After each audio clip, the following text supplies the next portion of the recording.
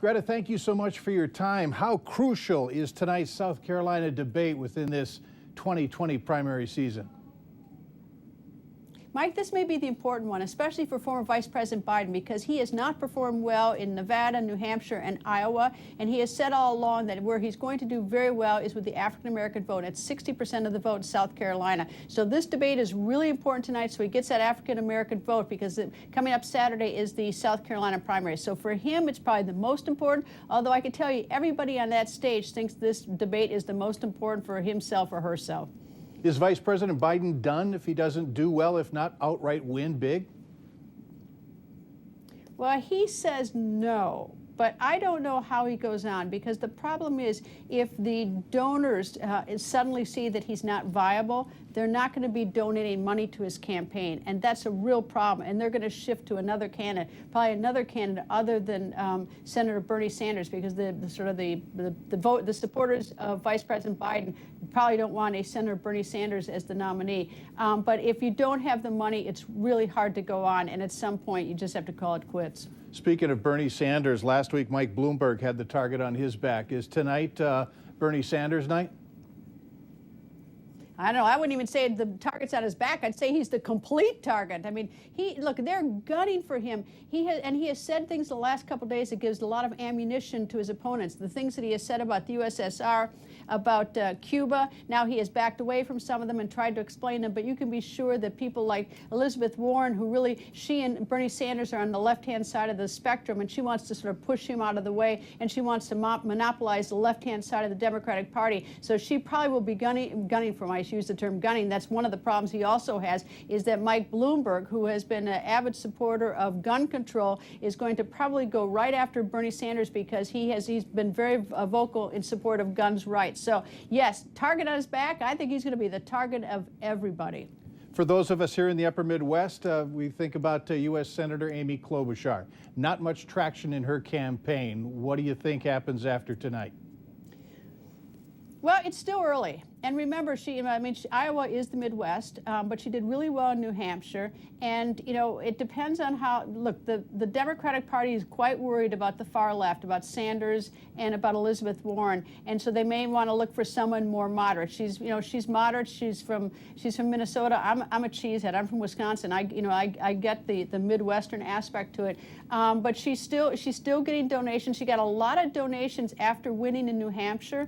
And if she has a good performance tonight in South Carolina, she'll get more donations. It'll keep it alive. And everything really, in terms of delegates, Super Tuesday, which is the following week, that's when a third of the delegates are chosen. Right now, we're at about less than 3%. They've just sort of had bragging rights on who won, in which, whether it's Iowa, New Hampshire, or Nevada. But the really where you collect your delegates is on Super Tuesday. She does have this problem, though, is that in Super Tuesday, where all these delegates are available, it's California and Texas. Those are huge media markets. You have to have a lot of money to run in them. And Mike Bloomberg has spent a lot of money, so he's spent a lot of time in Texas running ads. But that's where she may have a little bit of a problem. But if she has a good performance tonight in South Carolina, does well on Saturday, she's still viable.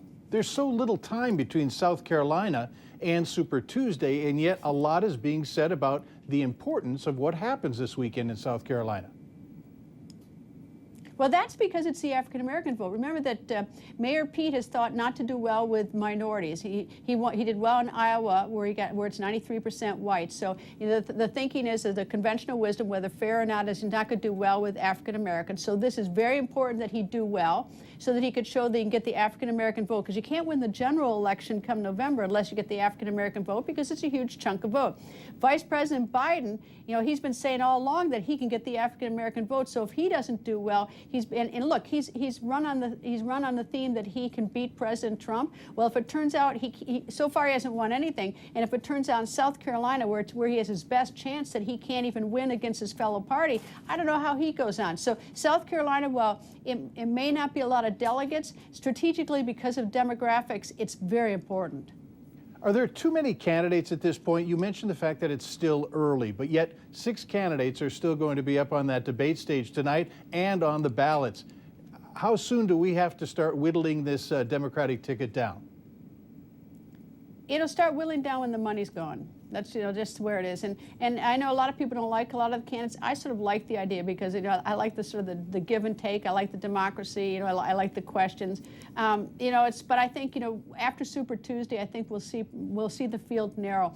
People like Tom Steyer, who's going to be on the debate stage tonight. He wasn't there in Nevada because he didn't make the debate there. He has a lot of money. He's a billionaire. Mike Bloomberg, he's a billionaire, so they can last beyond a poor performance in South Carolina or in Super Tuesday. But the other ones really are governed by the ability to raise funds. Now, Senator Bernie Sanders has raised a lot of money, so he's probably in pretty good shape. But Elizabeth Warren is another one who's got a problem. She's got to raise money. She got a lot of money after her takedown of Mike Bloomberg last week in Nevada. I'm sort of wondering tonight, is she really going to take a run at the other candidates on the stage? Because she didn't do well in Iowa, she didn't do well in New Hampshire, but she raised a lot of money after she had a very aggressive debate against Mike Bloomberg. So is she going to see that tonight as her successful strategy, that she has to have a very successful, aggressive debate in order to get money? Now, some people didn't like her because of it, but apparently she got a lot of money and she's got to be able to raise money in order to keep going. Last week was a fiery debate. What do you expect tonight? Blood on the floor, perhaps. I don't. It could be very tough. I mean, the feelings are raw, and I have some sympathy for candidates because look, it's easy for me to be on the sidelines and talking about them. They are in the arena. They're fighting to raise money because that's tough. They're crisscrossing the country. They're tired. They've got people saying mean things about them, nice things about them, and now tonight they're going after each other. So it's not easy to be on the debate stage. But I think tonight, I would hope we'd see more discussion about policy.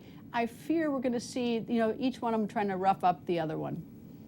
Full Court Press with Greta Van Susteren is seen here in the Valley, 6:30 Sunday mornings on KVLY and on 10:30 on KXJB. Thank you so much, Greta, for your time. Thank you, Mike.